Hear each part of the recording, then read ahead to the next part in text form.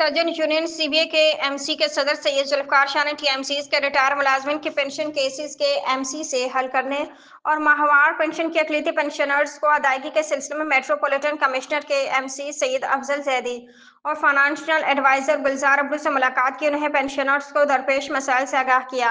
उन्होंने सैयद जुल्फकार शाह को यकीन दहानी करवाई कि माहवार पेंशन के बिल्स पर काम हो रहा है। इंशाल्लाह यकम से पहले इस माह की माहवार पेंशन तमाम 24,500 पेंशनर्स को अदा कर दी जाएगी, जबकि ओजेडटी ग्रांट ताहाल के एमसी के अकाउंट में ट्रांसफर न होने के बाद मसीह मुलाजमिन एडवांस तनख्वाहों की अदायगी से महरूम रहे, जिसका उन्हें अफसोस है। लेकिन इस सिलसिले में हुकूमत सिंध के फाइनेंस डिपार्टमेंट की कोताही है, जिसने नोटिफिकेशन और ओजेडटी ग्रांट की अदायगी में ताखिर की, जिसकी अदायगी बर वक्त न हो सकी, जिसमें मसीह मुलाजमिन और पेंशनर्स को दुश्वारी का सामना करना पड़ा। सैयद जुल्फकार शाह ने उन्हें बताया कि टाउन इंतजामिया अपने रिटायर्ड मुलाजमिन की फाइलें लोकल गवर्नमेंट डिपार्टमेंट को भेजने में कोताही कर रहे हैं।